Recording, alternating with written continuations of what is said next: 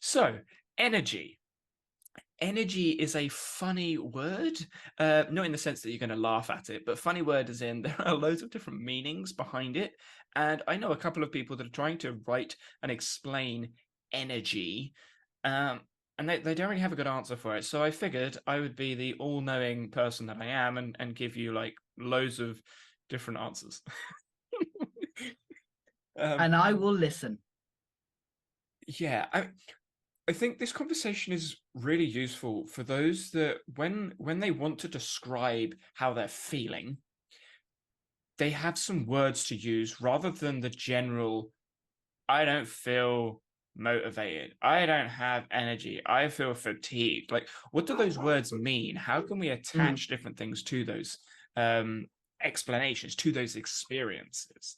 Yeah, So, because it's very much from my point of like, I'm exhausted, but I'm not exhausted. I'm this type of exhausted. I'm that type of energy depletion, but it doesn't even that doesn't match the actual reality of how I'm feeling. Because although it's this type of exhaustion, I couldn't go and do the other type of exhaustion. I'm mentally exhausted, but not physically exhausted. But I couldn't go and do physical stuff for the same amount of time that it just doesn't. Yeah. So I'm really looking forward to this one because we touched on it not last episode, but I think the episode before, I and think before that, yeah. before So that. the And we the mentioned time it. scale for reference, the time scale, because the interviews are obviously at different times when we record, there's an interview that's sort of put in. So last week, well, you will have heard Jeff and Julia. The week before that was the one we recorded 2 weeks before that. So what John's referencing is the one before that. Time. Time is it's obviously a thing, but well, actually that's something that I'm But brainstorming is at the it? moment. But is it? Exactly. That's something I'm brainstorming at the Yes, moment. same after Julius. Hmm. Hmm.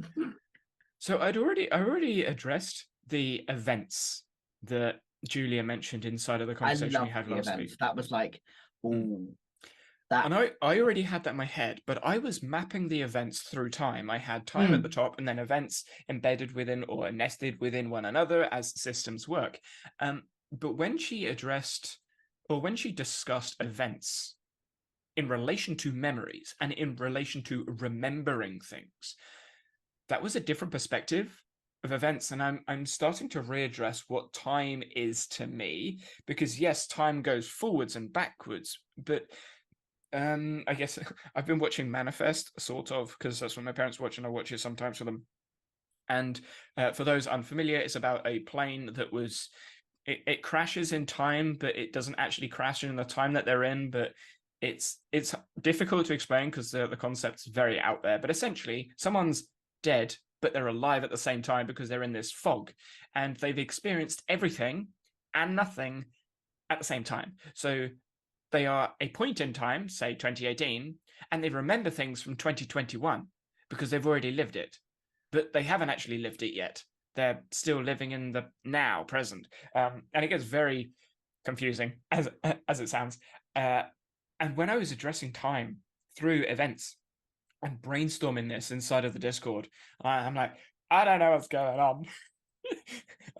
So if anyone else has some thoughts on that, we can discuss it in Discord or put it in the YouTube comments. I don't know which one would be more appropriate. I think a longer discussion would happen in Discord. But if you have any thoughts, like what is time, let us know. Um, but A energy, construct. no shit, Sherlock.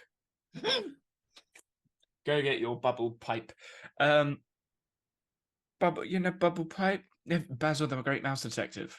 Okay. Uh, You've not seen Basil the Great Mouse Detective. No, I haven't. I want to fish slap you. Well, you I can't. no. Oh, okay. Those that haven't seen Basil the Great Mouse Detective, you need to go and see Basil the Great Mouse Detective. It's like Sherlock Holmes, but he's a mouse. Yeah. Uh, okay. This is a really long introduction for me to say. Rate of perceived exertion is how strength and conditioning coaches uh, try to address energy, which has nothing to do with Basil the Great Mouse Detective. Or maybe it does. Maybe. Maybe.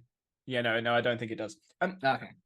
So, John, when we discussed it previously, what are your initial reactions to the terms or the term rate of perceived exertion? I like you explained. You didn't just say that and Oh yeah. explain it. You kind of explained it a little bit.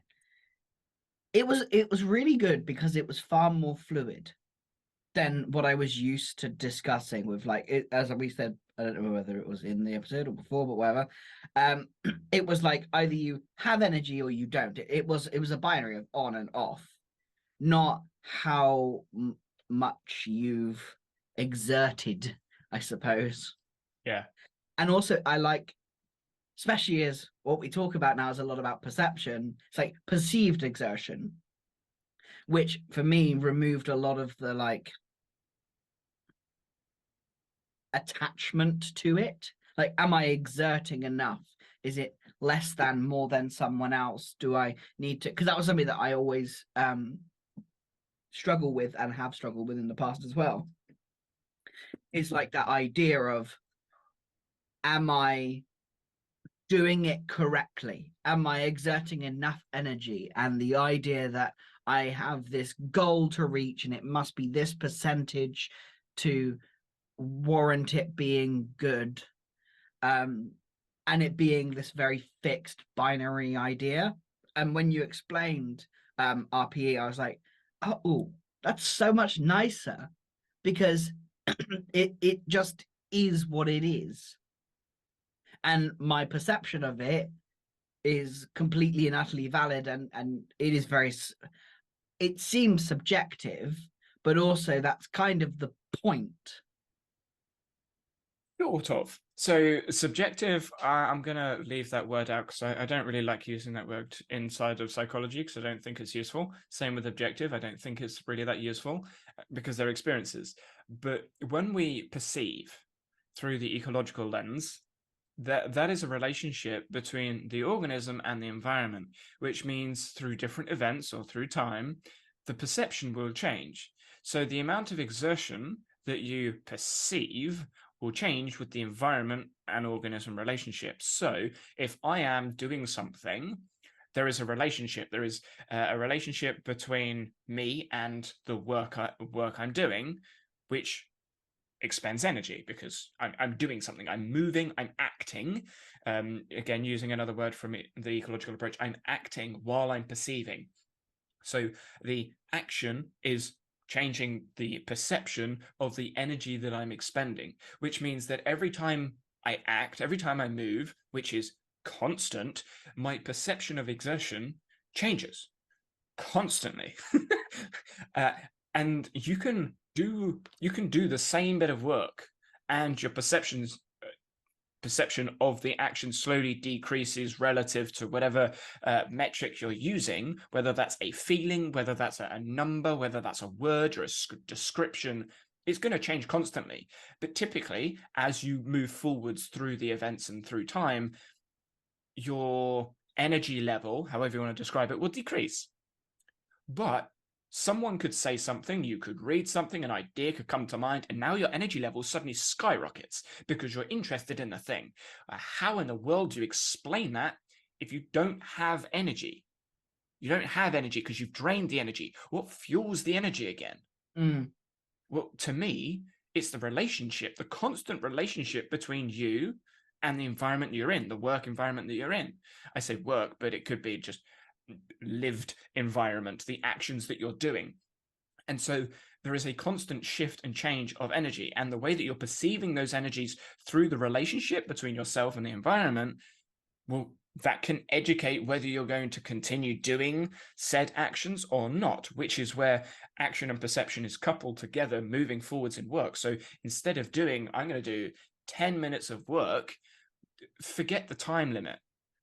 Act to your perception of the energy. Yeah. Pomodoro. I fucking hate it. I absolutely despise it. I get why people say it's good, and I've tried it, but my thing was I got 25 minutes in, or however many, how long it's supposed to be, Like I did my little tomato, and then I'm like, I got to stop, but I'm right here in the thick of something really interesting. And yet now I have to stop arbitrarily because That is a perfect example of where I think a technique or a framework has been built from the assumptions of the computational traditional approach. But to use Julia's term, which I actually quite like, I may use that, is that they hit a ceiling. There is a ceiling where they can no longer explain really what's going on. So they start to come up with these arbitrary rules and these abstract guidelines that no one really knows and you can't follow because everyone just makes it up as they go along. Oh, it's yeah, 25 minutes. But if you feel like this, sort of like this, enough like that, then you can keep going. And well, no, you just do a 5 minute timer and then you extend it to a 15 minute timer, a 10 minute, or maybe you do a 10 by 10 by 10. And and by the time I've made the bloody effort to set the bloody timer, I don't want to do anything. exactly, it's just, and this is where I look at the computational traditional approach where they say, okay, you're going to do this, and there's a set time limit. You start now, you end there. We discussed this briefly with the book. I'm like, no, no, that is an event that's happening inside of another event. So it doesn't start. It's already started. The fact you even thought about doing the event in the first place starts the process because you're perceiving and acting. You're already acting to it. By putting on the Pomodoro timer, you're already acting in whatever work, whatever practice that is that you're going to engage in, because it needs to start. You can't suddenly go, I'm now going to start the thing. Oh. It's one of those things like in the business world when you're trading hours, I suppose.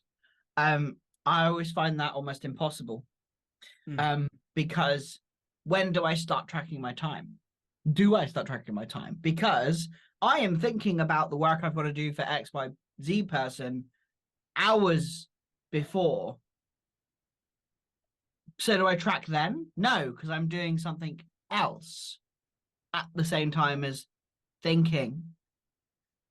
And then what about this? And then that, and then this, and then that. And I think name is coming back. Name Jeff. That's a code Jeff template. mentioned it, like having such a tail on all the events. The events have a massive tail, and I think they also have a massive start, not tail, head, giraffe, neck. yes, they have quite a massive. It's basically a massive giraffe, and things are overlapping and also nesting. I got a really funny picture in my head right now. I was going to say, so what we've now done is said, okay, all those physicists that talk about time, no, what it is it's a giraffe laid on its side with a really long tail and a really long neck. Yeah. I had a bit of a ooh moment there, which you may have noticed in my facial expressions. When people discuss value for their time, obviously, yeah, obviously we're looking at value through time, and someone has gained expertise over time. So where do you bill it? Do you bill it for the time, the event that they have seen you work, or is it through all of the events that have accumulated together to gain the expertise? And that is where I start going, oh, because if we take Guy's explanation of embodied cognition through events and time as well, as soon as you're born, events begin because your experience of perception and action has started, then is the value mapped all the way back to your childhood experiences? I know that's a very big sensationalistic view and a very radical view of where value comes from. But if you look at people that are disadvantaged in certain environments, they won't have had the childhood experiences that could gain expertise in certain contexts. So someone's events that contribute to their value may be less, as in the overall event would be less when you look at it from a timescale. Maybe they've been doing this thing for 1 year, but they've gained a lot of expertise in that 1 year, whereas someone else has been experiencing this thing for 15 years, but the events there are not as dense with information in the Gibsonian view, not information as in computational, this is data. I think I'm going to have to do a video explaining the differences of all these terms and words because it's frustrating. We discussed the disclaimer. I feel like we need a disclaimer video. Yeah. But yeah, so that's what I'm thinking. When you address value is expertise. Expertise is a whole word on its own, and there's a whole field about expertise and what it is and what it could be, what it might be. But from an ecological lens, expertise is essentially you. You are expertise. You are the expertise of the skills that you have through the perception and action that you've gained throughout events in time. It was interesting because it links somewhere, but I noticed the gap. I'm going to call it the gap. That's where my brain went, but that's not actually ecologically valid. Is that where your brain went? Yes. Or is that where you went? That's where I went. And it was like during our conversation, I stayed quiet and I noticed I was consciously being quiet. And so while you were talking, I was like, why am I being consciously quiet? Okay, cool. Why is that? And I was just like, I made a decision to stay quiet and let you just talk. And then something changed. Are you talking about now, or are you talking about in our recording previous episode? Yeah. And so I was like, okay, why? And it was, well, I'm not an expert enough. I don't have enough expertise to even contribute to this conversation, was where my brain started. And I'm like, is that actually? And I was just sat there questioning everything that I was saying. I was like, is that really true? I mean, yes, Danny knows a fuck ton of the sciencey bit, but is my lived experience not valid? I was like, well, that's a load of what? Of course, yes. Why is that a question in my head? And so I was like, right, okay, I'm gonna poke at neurodiversity, and it was really interesting. I said this to you afterwards, how that conversation went. The neurodiverse conversation in the episode was probably the flipping highlight for me. I was like, oh, this is really rich. This is really dense. Not as dense as the written papers they were talking about, though. Jeez. No, I haven't looked at those. Yeah, trust me, it will take you like 2 weeks to understand one of them. Cool, good. But like, it was really interesting to bring in my lived experience, and it's like, cool, okay, that's interesting. I was assessing my value as lesser because I didn't have the sciencey stuff, professional terminology, that you guys had, or the perceived sciencey stuff that you guys had. What I want to address there is, I think that's a really common experience, and I had that experience years ago. And I fish slapped that out of me. Yeah. Because actually, you do have expertise. You have far more expertise than all three of us put together in a lot of areas.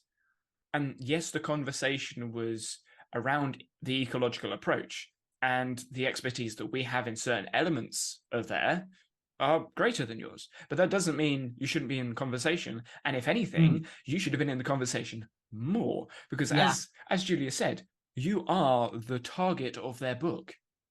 Yeah, and it was really interesting because that was the first trigger of me like going, interesting, cool.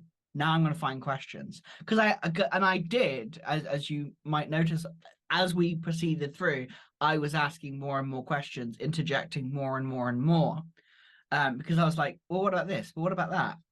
Whereas when we started the conversation, most of the questions came from yourself, and so something that I took from that conversation of like, I never considered it, I don't know, correct to message academics. Like, I was like, oh no, I don't want to do that because I'm not academic. I don't have this, I don't have that.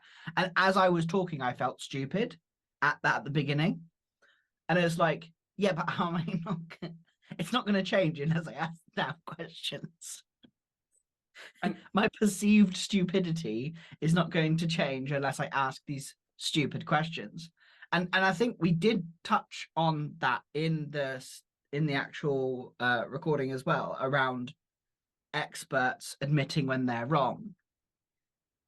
I don't Like think that's in the recording. I think that I was don't in the remember. conversation afterwards, because what I found interesting is I brought up the free energy principle. And Mm, I just assumed both of them were familiar, because the free energy principle is one of the most cited elements of the computational approach to explaining the physics behind the predictions that they make and the predictions that they have. So I thought, oh yeah, they must know about this thing, and they didn't. And I really appreciated their answers. And mm. Julia just went, I don't know. Yeah. Can you give me the elevator pitch on this? And Jeff said, I think it's something to do with active inference. They didn't try and guess. I tried to explain it the best I could, but as I mentioned, I don't know it well enough to explain it to people that I I know it well enough to explain it to people that are completely unfamiliar with it, but not in the context of the ecological approach. And I did. I mentally checked myself after the episode. I was like, did I actually explain that right? And I did. During the explanation, I was going in my head, I was like, actually, no, that's not quite right, because there's so many other things I wanted to say. And when they brought up thermodynamics, I was like, okay, yeah, I'm not speaking double Dutch here. And they said active inference. I'm like, okay, yeah, we're sort of with it.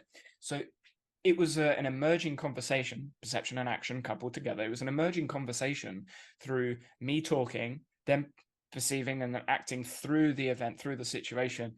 And I found that really nice, a really nice experience of Mm, essentially me going to these academics, hey, here's this thing. And they go, what? And for me, I learned this lesson my first year at uni. The lecturers are just students. They are just students. And this is something that I want to discuss, maybe this episode, maybe a future episode, but students and teachers. Why do we have the difference in the names? Some students can be teachers. Actually, most students can be teachers. And when you look at teachers, well, they're all students. So, what is a teacher? What's the difference between a teacher and a student? I would say a teacher is a job, is a profession. There are standards. Who yeah. holds those standards? Yeah, and I think this links to a book I've read. Um, is it Teach to Learn or something? Hang on. Oh, we're doing a bit of browsing, but yeah. So when it like relating this back to what we're talking about, energy with expertise inside of conversations, everyone will have varying levels of expertise, and so it requires varying levels of perceived energy to maintain the conversation. Yeah. Because if we're talking about the free energy principle and I'm the only one that understands it, we're both using, or we're all using different levels of energy. It's not a metric that you measure. It's something that you're perceiving through the environment. And as someone starts to gain understanding, as Julia mentioned with the Achilles symptoms in the episode, for those unfamiliar, essentially she was saying that those with an issue, if you solve the issue, actually making them more normal could mean that they actually need to use more effort. It's more effortful for them to do the thing now that it's more normal, because it doesn't suit their system.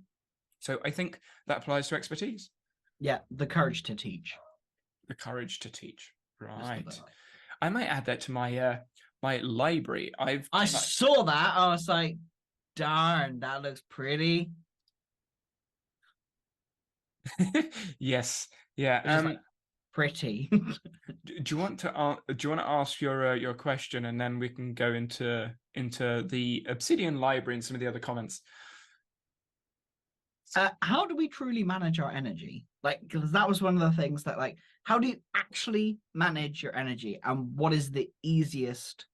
I think when I asked this question, you were talking about the spreadsheet that you had and all that. Like, what's the easiest form of that? Because you can go that deep, but barrier to entry high, spreadsheets. What is the easiest form? If someone wants to start doing this, like myself, and they want to start thinking about that, how?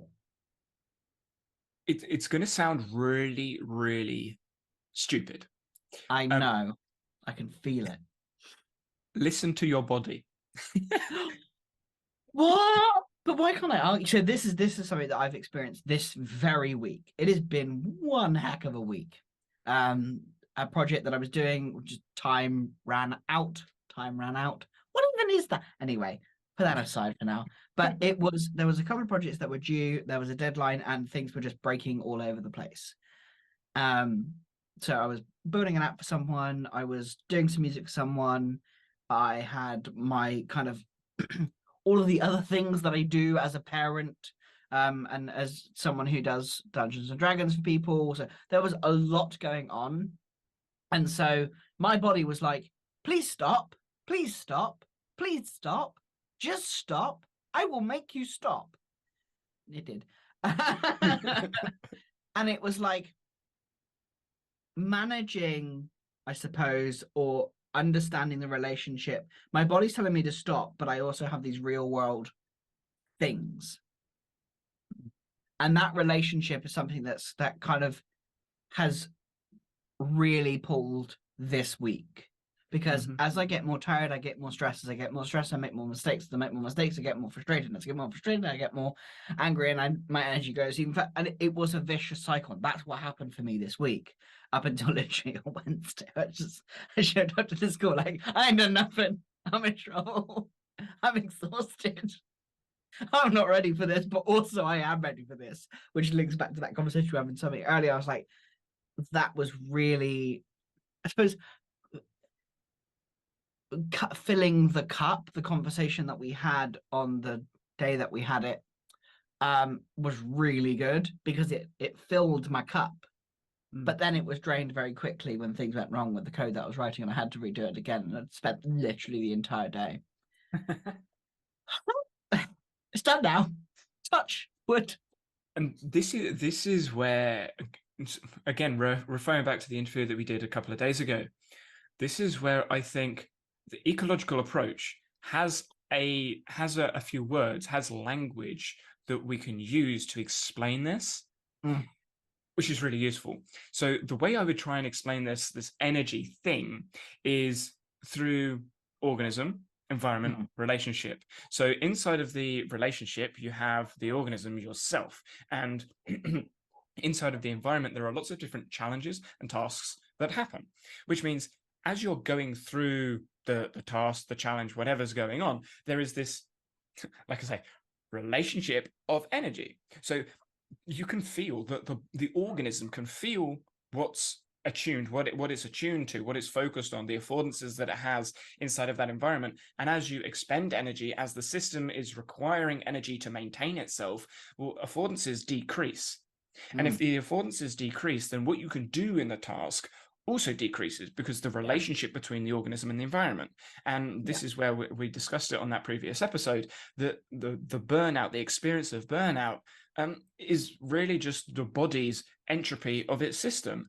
If you need to expend, to put again arbitrary numbers here, if you need to expend 40 for doing that task, but you've only got 30 available, 10's got to go somewhere. If 10 is taken away from the body, the organism's self-organization, well, then it's going to entropy.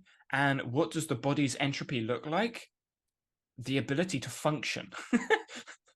The ability to function effectively, which can lead which is to pretty much what happened. Yeah, exactly. It leads to fatigue, it leads to frustration, it leads to stress, it leads to dysregulation of emotions.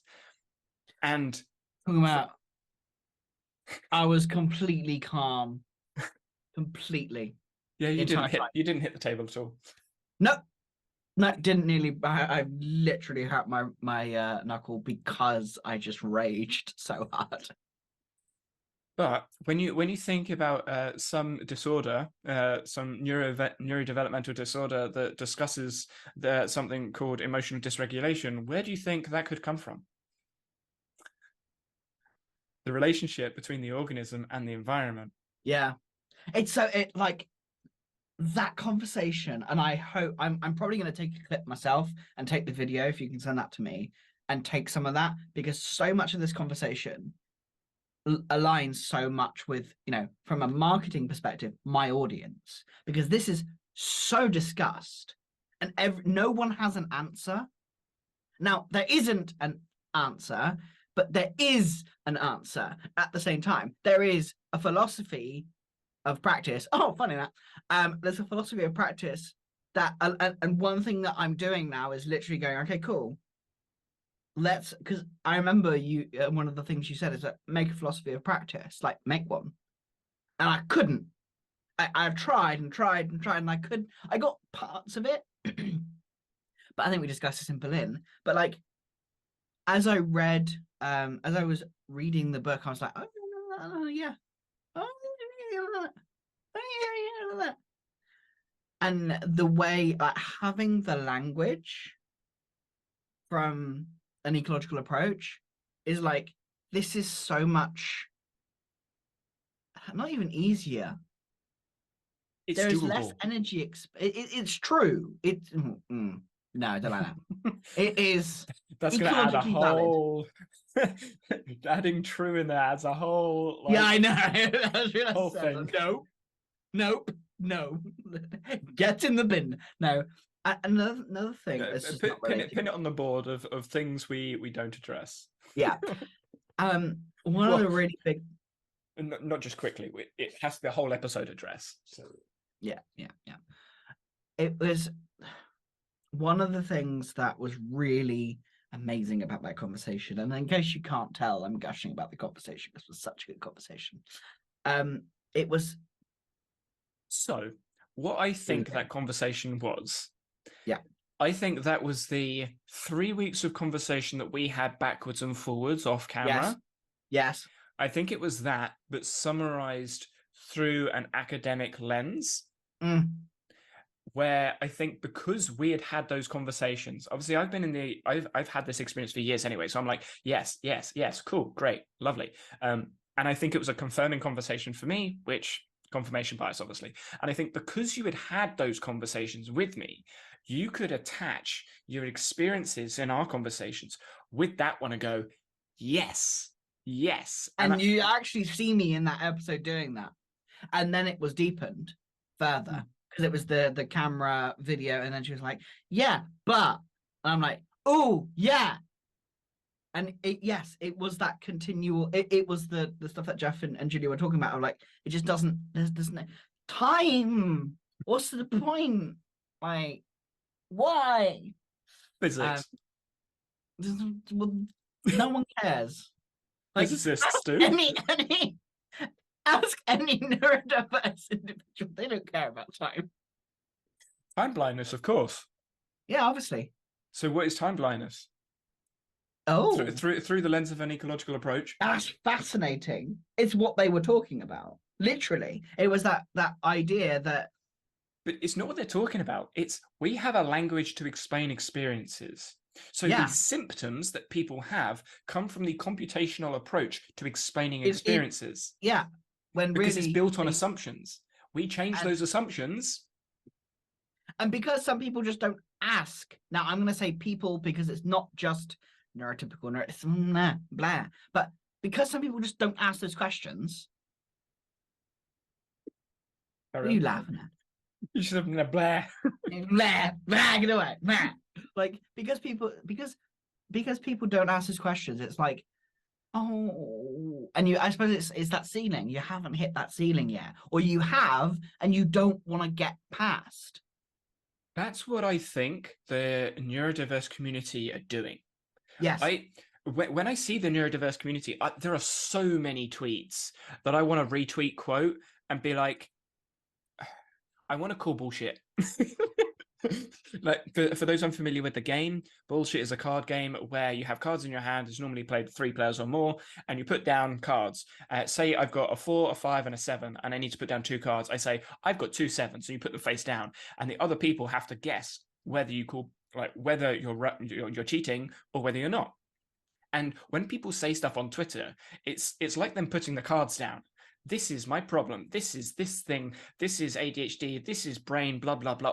And I'm like, I want to call bullshit on so much of it, but I know they're at the ceiling and they don't have the language to explain or if I was to use the language that I would want to use to explain the thing, it wouldn't be a tweet thread. It would be a 1 to 2 hour conversation.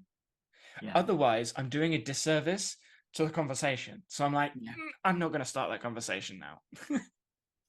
And I think that right there gets to the crux of where I'm at, of like, how do we start that conversation?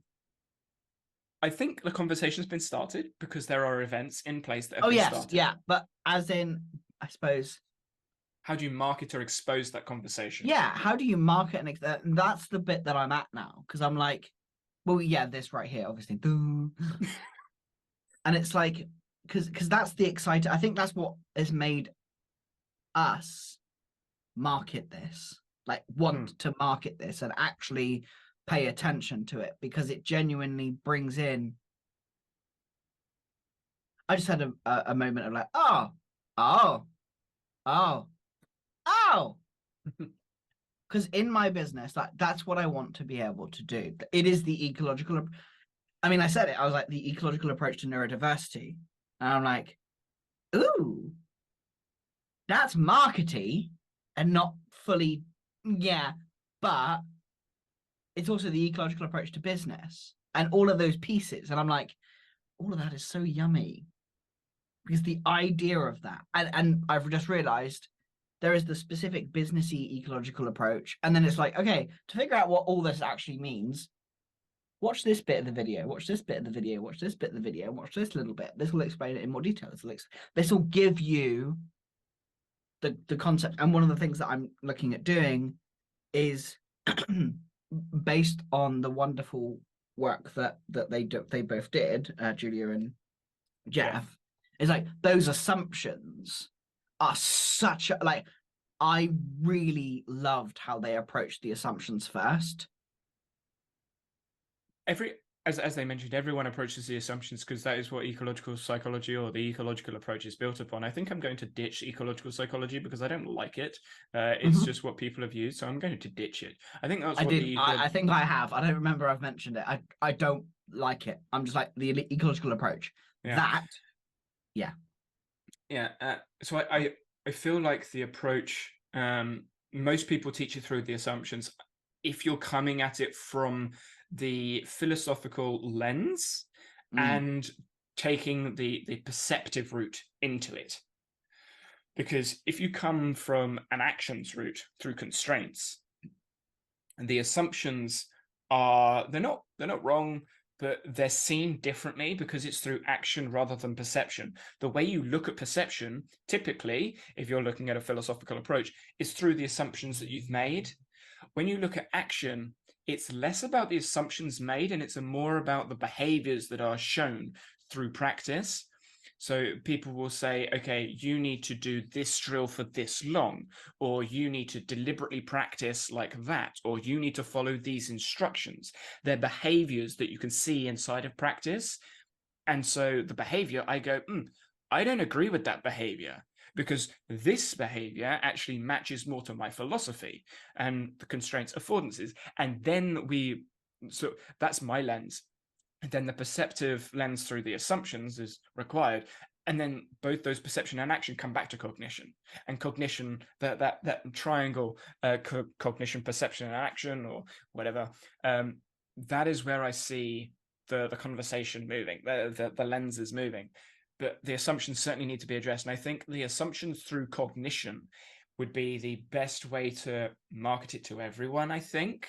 My gripe, I guess you could say, with the ecological approach to X is, why is X a thing? Because when you say neurodivergent or neurodiverse, neurodivergent people, etc., why are you saying the ecological approach to neurodivergent? Because it's marketable. Yes. So it's marketable. Great. I agree. 100% agree with that. But do you fundamentally agree that the neurodivergent term is effective or accurate at communicating what it is that you want to communicate? From Because a marketable sense, yes, but from what I actually want to communicate, I don't know. I don't Be- know. Because I would argue that saying the ecological approach to neurodiversity is a paradox. Because the ecological approach suggests that everyone is different. Neurodiversity suggests that there are typical people in the neuro sense, which we fundamentally disagree with. So Yeah. it's you're saying, hey, It is. I think because that's where I'm using the like assumptions of the people I'm marketing to draw them into the conversation. And so I suppose the thing that I'm considering and thinking about is it goes back to those YouTube videos we've been discussing of like, this is, you need to get their attention. And I'm like, yeah, but that doesn't feel right in that way. I don't mind getting people's attention. That's kind of the damn point. yeah, But it's the approach I take. And so one thing I am considering with what you're saying of like the ecological approach to neurodiversity, it is a paradox. But am I comfortable with that paradox? And I'm like, I don't know. I personally am. If I was to Yeah. market the ecological approach to neurodiversity, I'm happy with that. I don't think Yeah. I would label it like that. I don't think that's how I would personally word it, but that would be in the elevator pitch. They Yeah. would be the words that I use because they are terms that people can grasp. An ecological approach, that's the thing we're wrestling with. Neurodiversity, that's the thing they're familiar with, Yeah. likely familiar with. And the neurodiverse symptoms can be explained through the language of the ecological approach. That would be the way that I guess, elevator pitch it. But the Yeah. actual titling and packaging, I would personally do in a different way. I think that's the bit I'm because it explains what I do quite well. Not it's clearly to me. It explains the like you were just saying, but I packaging is one of those things I'm just like, this is just interesting. Why can't you find it interesting? Why can't you find it interesting too? There was so I was listening to Film Booth talk about packaging videos, and he was saying that because he's a video educator, a YouTube educator essentially about videos and how to structure them, etc. He said, I want to talk to video editors and YouTube creators about this thing. But if I say I'm going to talk about this thing, no one cares. No one actually wants to look at how you gain audience retention 2 minutes in to keep the retention graph high enough. No one cares about that. All they care about is getting their video viewed. And the way you get the video viewed is audience retention. So how does he package this conversation? Well, he looks at something that they want. They want more views. They want more subscribers. They want lots of people to engage on the video. They are the things that they want. And then he needs to find a way to tell the story about that. And there are loads of other examples. This is just the one that I listened to recently. But he was saying that, okay, how do I create a story about view retention? Well, this person has really good view retention on this video and this type of video. So maybe I say, okay, this is how X person got X amount of views. And that's the story. Everyone goes, okay, how did he get loads of views? Well, what he did is he did this trick and this trick and this trick at these times in the video to maintain audience retention. So he's explaining the lesson that he wanted to explain through a story that the person wants to know because they're doing a thing that they want to get. And that's how he's manipulated the packaging. And I do this with my YouTube videos. Most people most creators do that with their videos, but it's a skill in itself to be able to package something that people don't want to see. Like I say, it's the chocolate and the broccoli. You're packaging broccoli and chocolate, even though it probably tastes disgusting. But and that's I think my I guess hold up difficulty because if I look at very quickly, I think that's what the ecological approach videos will struggle with yeah when they do their videos. It will be just lectures. I don't think and it'll I, be and I packaged. yeah and I think that is the reason that block I have, I suppose block, not even the right word, but that thing I need to attune to, I suppose, is so is the struggle point of why content doesn't go out for me. It's skill. It's expertise. Yeah. And of course, to do that, I have to just put the thing out. I mean, just simplify that. I have a skill that I want to develop, but I don't currently have the expertise. How do I gain expertise? Practice. How do I practice? Use the constraints-led approach to coaching, or use the ecological approach. And there's your answer. You don't need tips, tricks, hacks, frameworks, all these things. No, explain it through the ecological lens. Then readdress practice, appropriately constraining the environment to elicit skills and develop expertise through the practice. And that's all you need to explain the thing. You don't need all this other stuff. Yeah. Once you've got the language to explain what it is you're talking about, and the people that you're talking to have those assumptions as well. That's the hard part. Yeah, but you're talking to yourself in this environment, so you're an ecological learner here. Yeah, I love that term. We are divergent by design, and we can be ecological learners when we change the language that we use, built on the assumptions or altered from the assumptions of the computational approach. And that is where I would want more people to be. I would want more people to be an ecological learner. Maybe you can class that as a critical thinker, but I would use ecological learner as that label, because they take the ecological approach to learning, and less is built around the machine metaphor of the computational approach. And as soon as you do that, if you then talk with other people about that, it becomes far easier to actually explain the experiences you're having, because you don't hit that ceiling. And you don't try and go, I want to say working memory, but I don't really know what working memory is. I just listened to a couple of YouTube videos about it and think I know enough to explain it. But then you get asked a question and you don't know enough about it. You're like, well, now I've got to research about this. Now I've got to learn all about the working memory model and the store model and free energy. And no, you don't need to learn about all these things and frameworks and theories and ideas. You don't need that. All you need is a language to explain your experiences, which we have. If you want to go nitty gritty and get into affordances and invariants inside of perception, sure, go for it. But you don't need it. And I think I think my brain's just gone, you have already been talking about this. You just now have the language. Because I have already been talking about it. All the content that I've produced in the past talks about the ecological approach. I just didn't, somewhat, with some assumptions still left over, but it's there. It's just not. I think I'm going to challenge you on that, because I don't agree. I think you had the questions. The questions were there. I did ask the questions, but the answer, yeah. I think you had the questions and you had the struggles with the language you were using, but you still used my memory, I remembered, or mental load, don't have the energy. Like those sorts of words and terms and concepts you were using through language still assumes the computational approach. So I think most of the stuff people will see you speaking about previously, there are the challenges there, but you're not using the ecological language. You're not using the ecological approach. And that's where I think a lot of people in the neurodiverse community are. They challenge the computational approach through the language of computation, but then struggle to communicate that with the neurotypical, air quotes here, because the neurotypical go, well, yeah, but XYZ, but XYZ.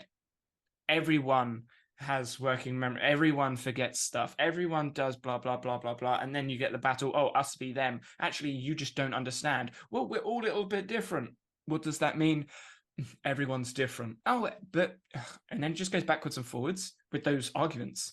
Like, no, you're both trying to use a language built on assumptions that doesn't explain the experiences rich enough or dense enough with nuance. So there's no conclusion there. That's the way that I see it. That's the way I see the conversation. And so my brain's like, how? Right there. That's a perfect example where I get irritated. My brain's like, no, it's not. No, it's not. I'm like, how?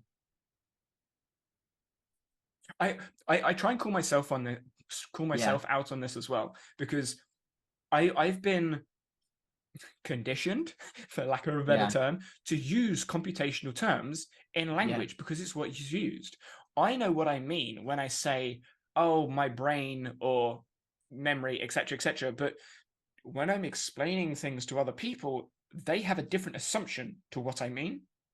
Yeah. So, as an ecological learner, I was going to say ecological psychologist, and I was like, no.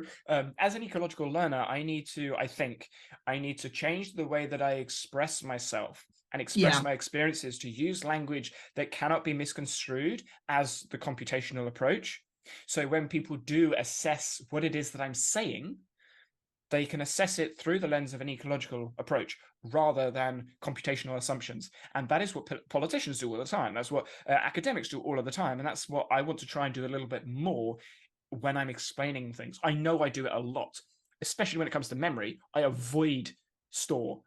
Not in my vocabulary. I removed it. But there are still some things lingering, especially when I speak with people from most people from a traditional approach, because I can't use the words I would want to use because And that is there's a that I think disclaimer. is, yeah.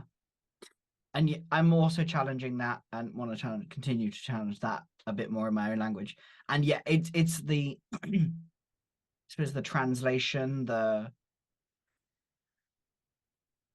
it's figuring out how to bring the language that we know to, I don't know, whatever other people. Moving into the comment section, because there's a few comments. I think I want to breeze through some of these, even though they're really long comments. I want to breeze through some of them, which is why I've spoken about this for a little bit longer than potentially wanted to. But so Jason left a comment on YouTube. Thank you, Jason. And they mentioned that it was the longest comment they'd put on YouTube, and it's it was a testament to the conversations that we encourage, which I love that. Thank you very much for the comment. I really appreciate it. And I think this links directly into what we're talking about because he had assumptions baked in to him with how to use Obsidian from Nick and from Andy about atomic notes. This is how you do it. And it's assumptions. And unless you challenge those assumptions, you just follow what everyone else is doing. And that's what the ecological approach does. We challenge the base assumptions of computation. Yeah. And that kind of is the approach. It's that challenging of assumptions, like I was saying, like we were both saying earlier. Because that's where my brain's like, it's like, I guess I start from the challenging of assumptions in where I'm at now with my understanding and what I have, it's the assumption challenging whilst being incredibly deliberate about the language that I use. Challenging the assumptions whilst not using the language of the assumptions, which is exactly what you just said. So there we go. Now my brain and I. Yes. Yeah. Next comment, sensory overwhelm. John. I know, right? It was I know. A moment of weakness. But did you not notice they were in quotations, if I'm not mistaken? Because I knew that I was annoyed by the word, but it is what is used. And that I think is... This is why I love these conversations, because you were like, I'm going to say this thing. I know I'm wrong, but I'm going to say it and we're going to talk about it. Yeah. Rather than going, I'm not going to say it, I'm going to keep it to myself. No. Exactly. And as I was writing, I wrote it like 8 different times because I was like, no. But it's just like, right, sensory overwhelm. No. I loved because I had a thing on this as well, like the idea of what Jeff and Julia was, I think it was Jeff who said detect the difficulties or the struggles or the symptoms is around detecting and exploiting information. I think it was in the environment. That's what I took from it, and the relationship in the environment between the two of us and the knowing part. And also what Judy was saying about the systems approach versus the machine metaphor. And I loved like that language right there was just like, I was just like, oh, yay, love. Because often the assumption is a machine is a system and a system is a machine. It isn't quite. Yes, a machine can be part of a system and a machine is, but it's nested and That gets very complicated because when you look at systems theory, a machine is a system, Yes. but a human is also a system. Yes. And that's where you go, oh, okay, well, they must be the same then. No, no, no, no, No. no, no. No. And this is where more terminology needs to be Mm. added into systems. Is it a dynamic, complex system? And you go, well, what's dynamic? What's complex? Which is where it gets very complicated to explain the differences unless you're looking at something that is, I would argue, actionable, but potentially through perception. And when I look at sensory overwhelm, you mentioned information. Jeff said it, and I'm going to reinforce it. Information, in the Gibsonian sense, is not data. It's knowledge. It's knowing. Nah, it's things perceived. Yeah. Like, And perception is knowledge or knowing. I don't know how to word it because perception isn't knowledge. Like, you can't say knowledge is perception. Knowledge is in perception. I would move towards, because perception and action is a coupled experience through events, and the relationship between perception and action is epistemic, i.e., there is knowledge in that So relationship. it's within, isn't it? It's not Yeah. like it is that, it's within that.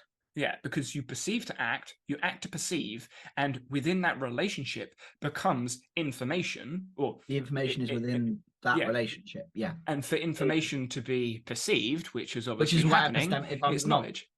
if I'm correct, that is what epistemic actually means. Yeah, epistemic is essentially knowledge. That's why epistemology is the science of knowledge. Yeah, there's a connection for you. But yeah, so that's the way I would see it. And the sensory overwhelm is,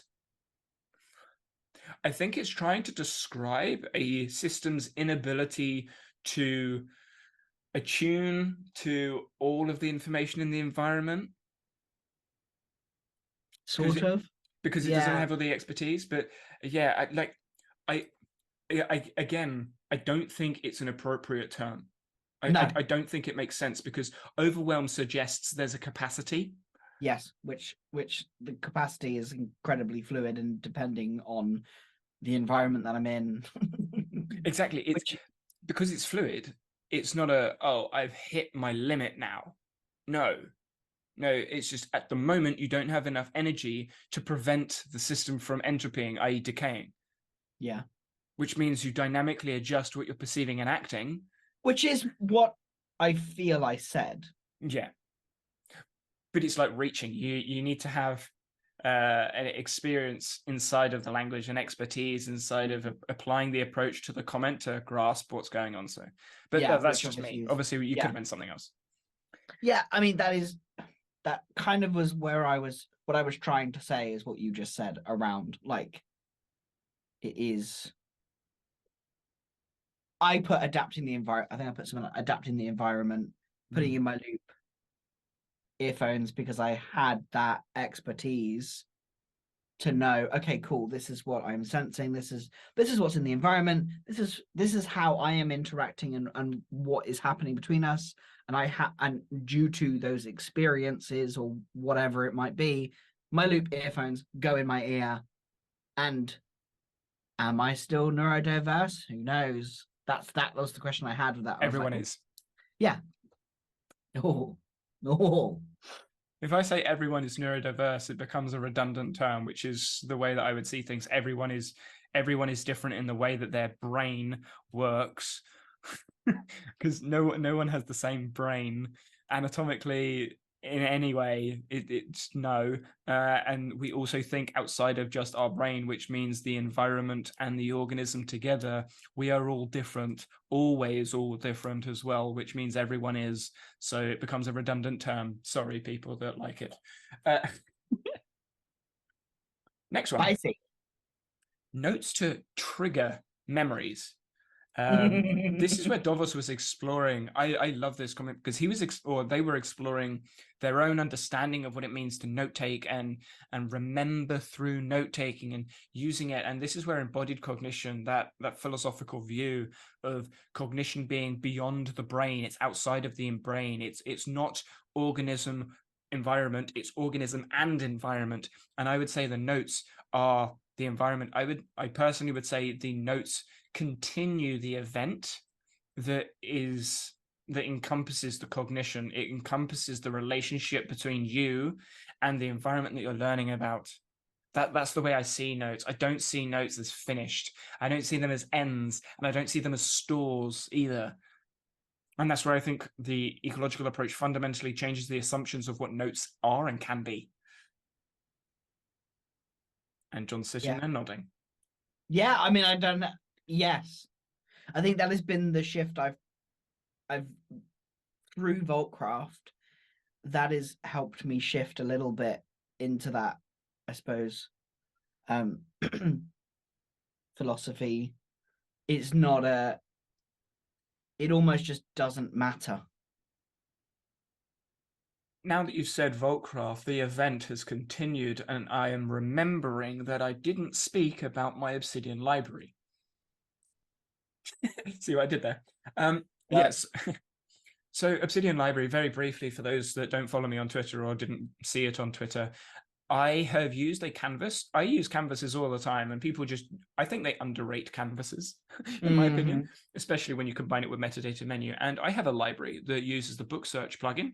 So I push plus, and then I type in the name of the book. I then select the book. It then adds in a note. That note is then created, and data view shows that note inside of my canvas. Then when I want to read the book, or when I want to queue the book, or when I'm waiting to read the book, I create a card inside the canvas and put it in that group inside of my grouped section, which changes the metadata on said book, which means if I want to read a book, it's high priority and I'm reading it. So I put it in those two groups, and the status and the priority changes automatically inside of that book note because of metadata menu.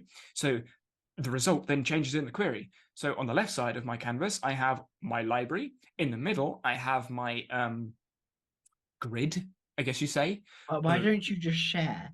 Oh yeah, I forgot about that. Give me a second. Talk about something that sounds exciting while I. Well, yeah, I'm good. Right, you can shut up now, cool. John. You're welcome. You're welcome. See, I'm so good at this. Filling in the time. Right, I assume you can see the right screen. So Yep. on the left here, I have my library, and the library is essentially just a data view query. It's a data view query that I've added the cards CSS to, so I can see there's a book, there's a book, there's a book, and it's filtered for things that are not inside of my grid, which is here. So I have high, medium, and low. The reason these are blue is because the metadata field is looking for blue groups, and it's attaching blue groups to the priority field. And this is green, orange, and yellow, and the status field is looking for green, orange, and yellow groups. So when I look at Harry Potter and the Philosopher's Stone, it has a status of reading and a priority of high. And because it has a priority, it is being shown in my priority query. And so I can see all of the books that are inside of my grid listed out here. And because of the way metadata menu works, I can't actually see the option to edit things. So you can see here, I've got a little library icon. But over here, I know, okay, actually, cognitive psychology, it's currently a 4-star. If I come over here, I can see cognitive psychology is actually this book down here. I was thinking introduction. I can click on the icon here. Actually, if I zoom in, you should be able to see. You see the little library icon? I can click on that. Oh, yeah. And it says, hey, rating. Let's go. This is rubbish. This is a 2 book. So now the rating has changed, and it's changed everywhere. And actually, for reference, I'm reading this book. Yes, it's a fiction book, but if I scroll down, here's all my notes about the book. So I know where I am at with the book because. So is this in terms of I mean, I already know this, but I'm going to ask for the sake of everybody else. Are these source notes? Yes. Yes. The way I have put them in a folder because of the way that I'm bringing them in. So if I come down to sources, it's going to take a second or two because I've got a few. They're all in books. Yes, it does. It's so funny. Yeah, they're in books. And the reason is because this is Obsidian specific here. I'm using the book search community plugin. A new file name is just the title, and you can see the new file location is sources and books, and that just makes it easier to query. And the way I'll add a book is I go to plus, I type in new book, I go enter, and then I don't know, name me a book, John. What's a book? Think of something that Courage to Learn. Courage to Learn, like that. And then it goes Courage to Learn by Daniel Ortega, I'm assuming. Is that the right one? No, no, The Courage to Teach, sorry. Oh, Parker fine. J. Palmer. Fine. Okay, so we'll go back to plus, new book. It was there. The Courage to Teach. I didn't see. I saw the Courage to Learn, but this one. Courage to Teach, the first one. The first one, right. So what it's done is it's now added in metadata that I've added into the search book plugin. So for reference, that is inside of the front matter, inside of here. This is going to be really odd. Ooh, there we go. So that's all the information. It's bringing in the authors, subtitle, etc., etc. And then it's adding in all of these fields that I use in metadata menu. And then I've also added in, as you can see down here, a data view query. And what that query does is look for the cover and look for the rating. And then it looks for said book. And this is brought in using a template script. And now it shows me the cover, it shows me the rating. So when I come back not into the notes, into the library in here, it will then show that inside of this bit here. These are different because this is a query. This is an actual file, and it's showing the data view query at the top, so I can see the cover and the rating straight away.